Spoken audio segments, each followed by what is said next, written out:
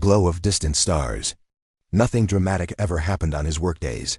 He picked up cargo, sometimes a few passengers, and delivered them to different stations. That simple, steady routine kept him comfortable. But on this particular afternoon, something felt different the moment he stepped out of his shuttle at station Halon-4.A. Group of workers were waiting near the docking bay, whispering and smirking. In the center of their circle stood a small figure, so small that Evan almost didn't notice her at first. She was no taller than a human child, thin as a reed, with delicate wings folded tight against her back. Her skin shimmered faintly like pale silver, and her soft hair fell over her face as she tried to hide behind her travel pack. She was a young Serethi girl. Evan had seen her species before, but never this close. Serethi were known for their fragile frames and small bodies, almost fairy-like in size. They lived on a low-gravity world far away, and humans often joked that a strong breeze could blow one of them away. One of the station workers nudged Evan with his elbow. "Hey, careful," the man said with a mocking grin.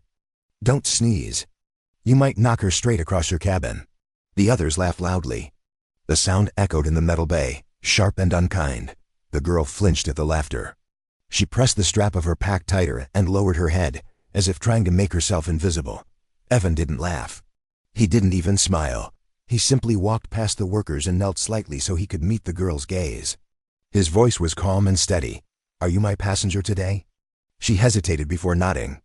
Her silver eyes lifted for a brief moment, full of caution and uncertainty. Even the way she moved seemed careful, as if she feared taking up too much space. "Take your time," Evan said gently.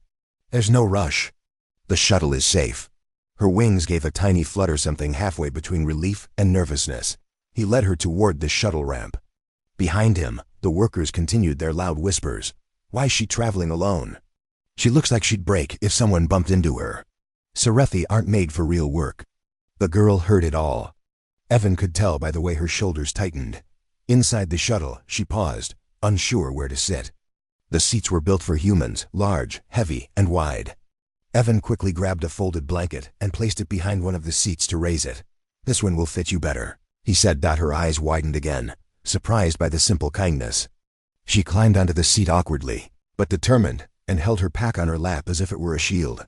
Evan returned to the pilot chair. The engines hummed to life, and the shuttle began to glide away from the station. Minutes passed in silence. The girl stared at the floor, her wings twitching lightly. Finally, Evan broke the quiet. "I didn't catch your name."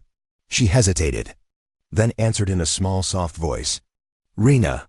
"That's a beautiful name," Evan said honestly. No one had ever said it to her like that. It showed in the way her cheeks turned a faint silver-pink. More silence followed. Heavy and emotional. Evan could tell something hurt inside her. Something that had been hurting for a long time. So he asked gently, "Does it bother you? What they said back there?" Rena tried to stay strong. "No," she whispered. "I'm used to it." But her wings drooped. Her hands clenched around her pack, and her voice cracked just a little. Evan didn't push her. He didn't tell her to ignore people or pretend it didn't hurt. Instead, he spoke softly. "You know, being small doesn't make someone weak." Rena looked at him with a fragile expression, almost as if she hadn't heard those words in her entire life. "Maybe one day," Evan continued, "someone will see what you're really capable of." For the first time, Rena's eyes shone with something warmer than fear. "Something like hope," she whispered. "I hope so." The shuttle continued through the dark sea of stars, and for the first time in a long time, Rena didn't feel entirely alone. The shuttle hummed quietly as it drifted through the endless black of space. Stars streaked past the viewport like tiny sparks, but inside, the cabin was full of tension. Rena could feel pressing on her chest. Every whisper from the other passengers echoed louder in her mind than it did in reality. Humans always stared at her, their looks sharp, curious, sometimes pitying. And the things they said didn't help. "She's too small for real work, fragile as a leaf. Why's she even traveling alone?" Rena kept her eyes lowered, hugging her pack like a shield. The smallest movement felt like an invitation to be judged. She didn't want to answer. She didn't want to make a sound. She wanted to disappear into the shuttle's corner, to be invisible. But space doesn't have corners big enough for hiding. Evan watched her quietly from the pilot seat. He didn't speak over the whispers, didn't scold the passengers, didn't call them out. He had learned early that comfort came not from loud defense, but from steady presence. So he kept driving, hands firm on the controls, eyes occasionally flicking to Rena. Finally, he asked gently, "Does it bother you?" Rena stiffened. For a moment, she thought she could lie. She thought she could say no, as she always had. But the words had been sitting heavy inside her for a long time, like stones pressed against her chest. Slowly, almost in a whisper, she admitted, "Sometimes." "Yes." Evan nodded without judgment. "I can understand that. People can be cruel when they see what they don't understand." She looked up at him then, her silver eyes wide, shimmering like morning dew. "But I'm supposed to be strong," she whispered. "I'm joining the guard. They train Serethi to be warriors. And yet, they laugh at me. They think I'm too small. Too weak." Evan leaned back, letting the engine's hum fill the space between their words. "Strength isn't measured by size," he said slowly. "Not really. There are many ways to be strong. Some of the strongest beings I've met. They were quiet, careful, unnoticed. But when it mattered most, they surprised everyone." Rena tilted her head. The words felt foreign. No one had ever spoken to her like this, not teachers, not family, not anyone. Humans and Serethi alike had always whispered, laughed, or ignored. But Evan's voice didn't judge. His words weren't empty, they felt. Steady, real, safe. "I don't know if I can be like that," she said softly. "I'm just small. They'll never see what I can do." Evan smiled gently, a soft warmth that reached her through the nervous tension. "Maybe they won't," he said. "But one day, someone will. And when that day comes, they'll see the truth. They'll see the power you carry inside you. Even if it doesn't look like what they expect." Rena blinked. Her wings twitched slightly, almost involuntarily. Small, delicate, almost fragile, but they were still hers, still capable of movement, still alive. She held her pack tighter, feeling the weight of her journey, her doubts, and her dreams all pressed together in one bundle. "Do you really think so?" she asked, voice trembling, barely louder than a whisper. "I know so," Evan said firmly. "And you'll find out too. Sometimes the world doesn't notice the quiet ones. Until they show up at the right moment. That's when people start remembering you." The cabin fell silent again. Only the low hum of the shuttle filled the space, wrapping them in a cocoon of calm. Rena stared out the viewport, the stars reflecting in her wide silver eyes. She thought about all the times she had been laughed at, the times she had been ignored, the times she had tried to prove herself and failed.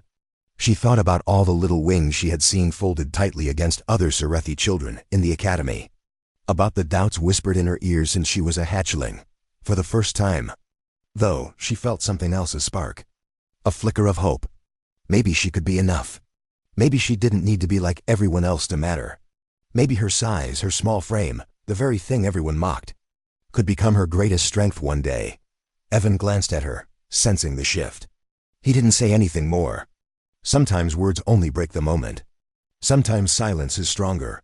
The stars continued to streak past, endless and indifferent. But inside the shuttle, something had changed. Rena held her pack closer, but not as a shield this time. She held it as a companion. A reminder of herself. For the first time since she had left her home world, she allowed herself to imagine what she could do. Not what others expected. Not what they said. But what she could do. And in that quiet hum of space, between the stars and the whispers of strangers, she felt seen. The shuttle glided smoothly through the vast silent space. Evan kept one hand on the controls, the other brushing the console, while Rena sat quietly in her seat, wings folded, eyes staring at the endless black outside. The hum of the engines and the faint glow of the control panels were the only sounds. For a while, the journey felt safe, almost peaceful, but that peace broke suddenly. An alert flashed on the console, bright red, making Evan's chest tighten. He frowned and leaned closer. "Distress call," he muttered.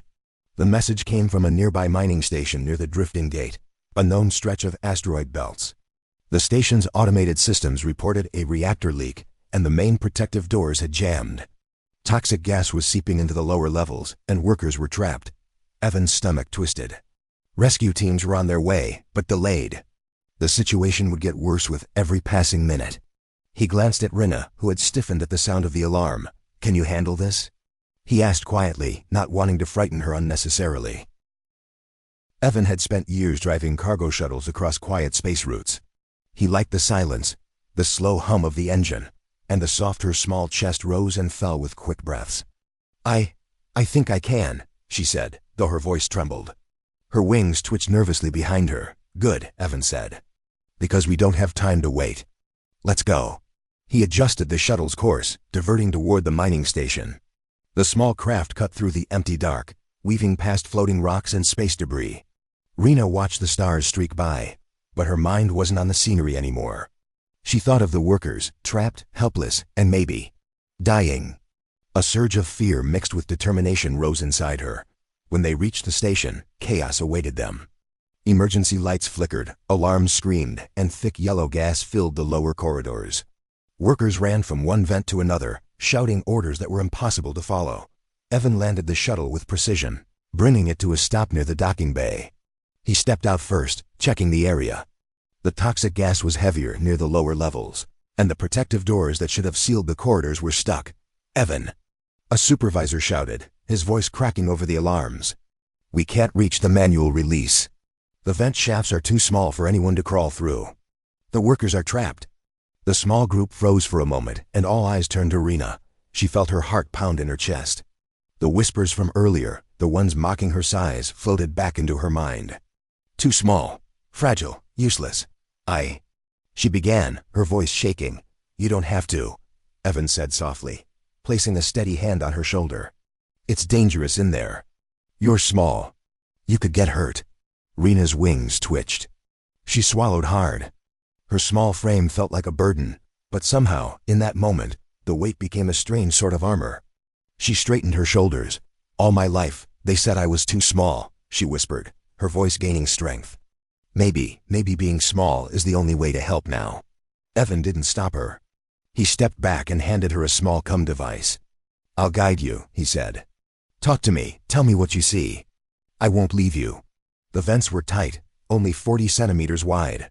Too small for anyone else to pass, but Rena moved without hesitation. Her silver eyes glinted with fear and determination. She slipped into the narrow passage, her wings folded tightly, dragging her pack carefully behind her. The gas burned her lungs, but she kept going. Every inch felt like a test, every cough a reminder of how fragile she looked. But she also felt something else, something new. A strange, quiet strength she had never acknowledged before. "Turn left at the junction," Evan instructed softly over the cum. "Slow, careful, steady." Rena followed his directions, her tiny hands brushing the cold metal walls. The vent groaned under pressure, and sparks flickered as the gas leaked in. She clenched her teeth, refusing to panic. The workers on the other side were counting on her. Finally, she saw the lever. The manual release for the jammed door. It was old, rusted, and stiff, meant for strong hands, not delicate ones. Rena wrapped her small fingers around it. Her wings braced against the walls. She pulled, first slowly, then harder, muscles trembling, until a loud clang echoed through the vent. The lever gave way, and the door sealed shut. For a moment, Rena gasped, wings trembling from the effort, heart racing. She had done it. She had saved them. Back outside, Evan's eyes were wide with awe. The trapped workers were starting to breathe easier as the gas was contained. They looked at her in shock. No one laughed. No one whispered. They just stared. Rena crawled back, exhausted, but a quiet pride settled over her. She wasn't invisible anymore. Not weak, not small. In that moment, the shuttle cabin, the station, and the universe seemed to pause and take notice. Evan reached out, steadying her as she stumbled to the floor. "You okay?" he asked. She nodded, wings fluttering weakly. Her silver eyes glimmered with tears she wouldn't try to hide. I think so," she whispered. And in that instant, Rena realized something important. Maybe size didn't matter. Maybe strength wasn't about how big or loud you were. Sometimes it was about courage, heart, and knowing the right moment to act. And she had just proven she had all of that. The corridor smelled of burned metal and smoke. The air was thick with the scent of overheating machinery, and Rena's small frame trembled as she stood at the edge of the vent opening. She had seen the trapped workers, heard their coughs, felt the fear in the station's walls.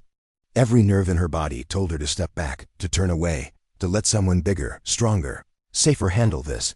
But she didn't. Evan's hand rested lightly on her shoulder. "You don't have to," he said again, his voice calm, steady, gentle. "You're small. You could get hurt. I'll call for reinforcements. You can wait." Rena swallowed hard. Her wings twitched involuntarily, as if they were alive and urging her forward. She thought of every mocking whisper she had ever heard about her size. Too small, fragile, weak. Every laugh, every doubt, every judgment pressed against her like invisible chains. And then she realized something. Those chains weren't holding her back anymore. She could break them. All my life, she said, her voice trembling but firm. They've told me I'm too small to matter. Too weak to be useful. Too fragile to fight. Maybe being small is the only reason I can do this. Evan looked at her with something between awe and pride. He didn't try to stop her. He only handed her the come device. I'll guide you, he said. I'll be right here. Talk to me. I won't leave you alone. Rena nodded. Her small hands clutched the device, and her wings folded tightly against her back. The vent opening in front of her looked impossibly narrow. Too tight for anyone her size to move freely. Too dangerous for anyone who valued their life. But Rena had decided. Fear had no power over her right now. Courage was heavier, stronger, and louder in her chest. Ready, she whispered, almost to herself. Then, with one deep breath, she slid into the vent. Evan stayed by the come, guiding her every step. Left at the first junction. Slow, steady. Don't rush. Rena crawled through the narrow metal tunnel, dragging her pack carefully behind her. Every inch of progress made her lungs burn. Every scrape of metal against skin stung. The toxic gas crept in, and she coughed, but she refused to stop. Halfway through, she paused. Her hands shook. I can't, she whispered. Doubt whispered back at her like a cruel voice. You're too small. You'll fail. You'll hurt yourself. Don't stop, Evan said gently. You're stronger than you think. One step at a time. I'm right here. Her wings twitched, brushing the walls of the vent. She realized he was right. Her size, everything people had mocked, was exactly what made her capable. She could move where no one else could, slip through spaces others couldn't, reach places others wouldn't. With renewed determination, she moved again. Her hands found the cold metal lever, the manual release for the jammed doors. It was rusted, stiff, heavy. She wrapped her small fingers around it, bracing herself against the walls. She pulled harder and harder, muscles trembling, sweat running down her brow. For a moment, it felt impossible. She thought the lever would never budge. And then clang, the lever gave way. The protective doors sealed shut just as the gas flow stopped. Relief washed over her in a wave, making her knees weak. She had done it. She had saved them. Back outside, Evan's eyes widened with awe. The workers' fear turned to hope as the vent seals clicked into place. They stared at Rena, some too shocked to speak, others whispering words of admiration. Rena crawled back into the open corridor, exhausted, wings trembling. She felt like she could collapse, but she didn't care.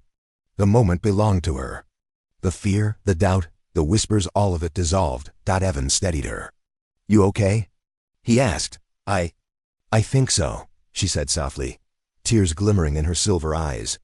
I never thought I could. You just did, Evan said, smiling. And you did it perfectly. Rena looked back at the vent, at the dark, narrow space she had conquered. Her chest swelled with something she had never felt before. Pride. Not pride in being noticed. Not pride in being praised. Pride in herself. In what she could do. In who she truly was. For the first time, Rena understood the truth about her size, her wings, her fragile frame. It was never a weakness. It was a strength waiting for the right moment to shine.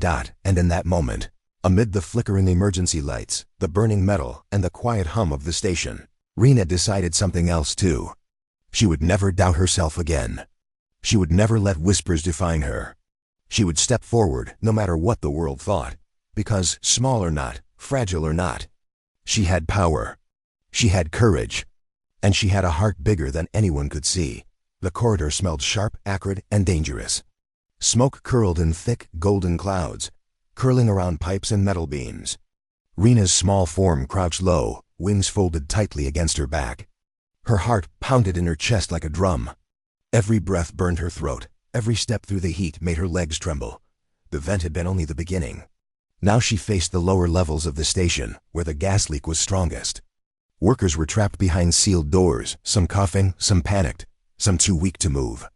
She could hear their desperate cries echoing through the halls. Evan's voice came through her come device, calm but firm. Rena, slow down. Watch the left wall. Keep your wings in. You're doing fine. I can't see clearly, she whispered, her voice trembling. Smoke burned her eyes and lungs. Her small hands brushed along the walls, feeling the cold metal, searching for anything that could guide her.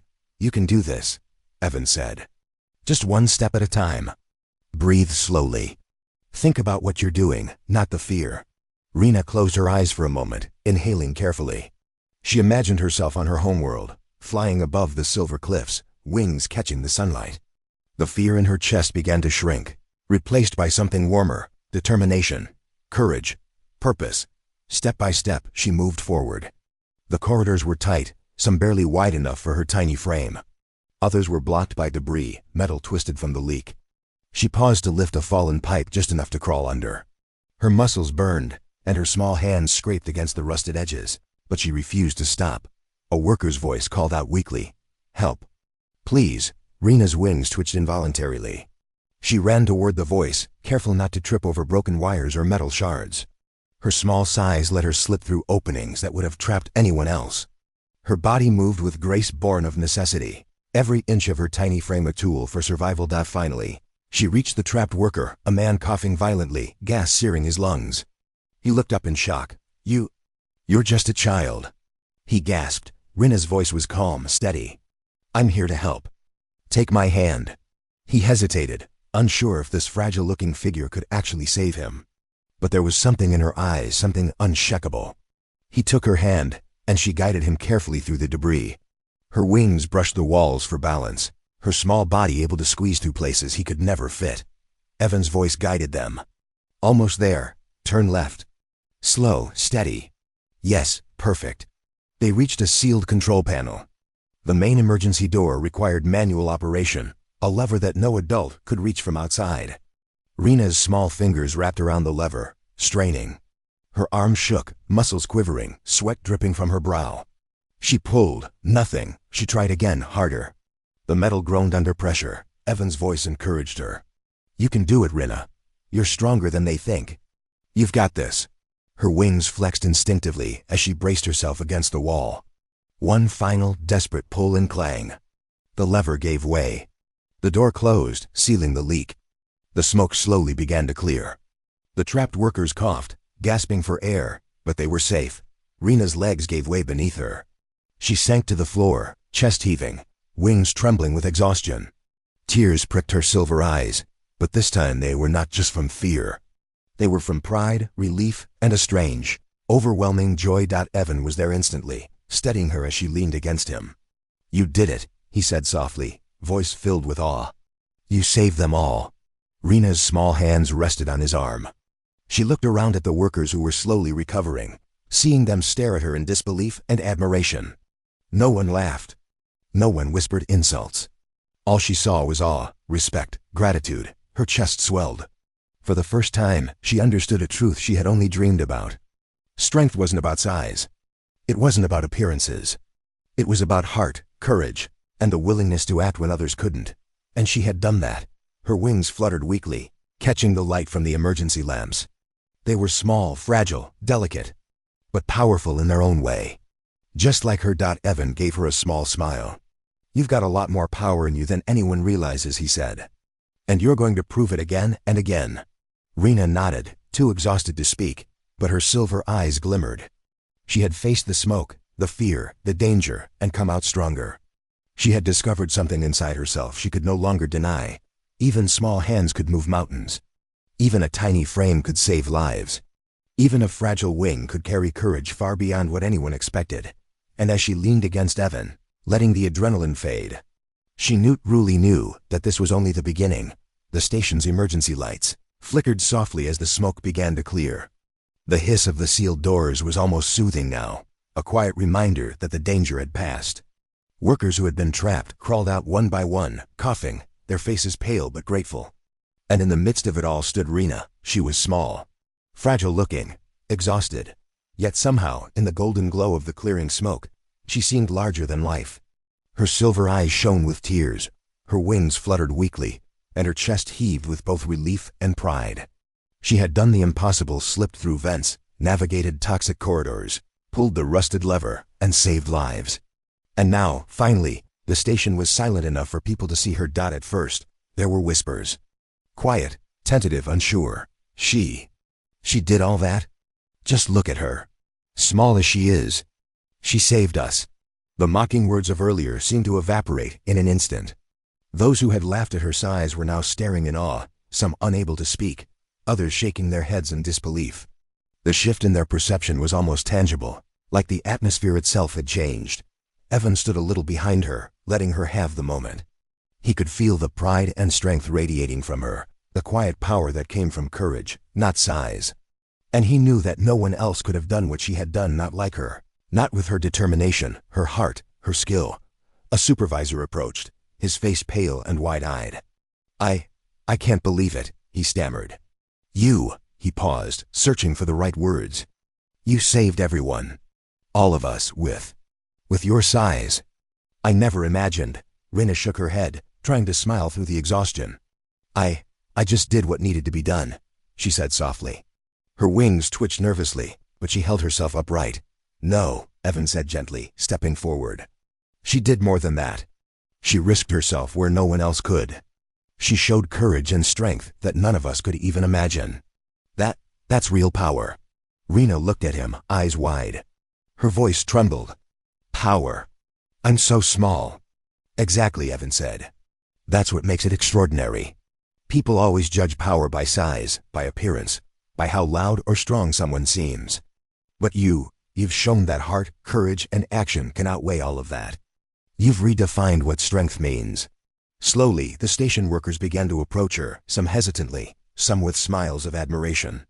One of the trapped miners, still shaking from the ordeal, held out his hand. I owe you my life, he said. All of us do. Thank you. Rina took his hand, her own trembling slightly. She had never felt so noticed, so recognized, so appreciated. All the doubts, the fears, the whispers that had haunted her for years, they didn't matter anymore. She had proven herself in the most real way possible. A group of engineers stepped forward, nodding and murmuring. We misjudged you, one said quietly. We thought your size meant weakness. But we were wrong. You are incredible. For the first time, Rina allowed herself to smile fully. Not the timid, shy smile she gave to hide herself from the world. Not the smile she used to cover her fear. A real, shining, proud smile that belonged to her alone. Evan put a hand on her shoulder again, smiling. See, he said softly. They see you now. Not the small, fragile figure they mocked, but the hero you are. Rina's wings stretched slightly, catching the light. She felt taller, stronger, not because she had grown, but because she had stepped into herself. Every whisper that had doubted her now echoed in triumph. She had proven that power, Comey's in unexpected forms. And as the station workers continued to murmur their admiration, Rina realized something that would stay with her forever. True strength was not measured by how others saw you. It was measured by what you were willing to do, by courage in the face of fear, by determination when all seemed lost. She had found that strength inside herself. She had carried it through smoke, through danger, through fear. And she knew she would carry it with her always. Evan gave her one last look before stepping back to check the station systems. He didn't need to speak. The pride, the awe, the quiet understanding between them said everything. Rina stood there, small and exhausted, but unshakably strong. The universe had watched, and for the first time, it had no choice but to notice her. No one would ever mistake her for fragile again.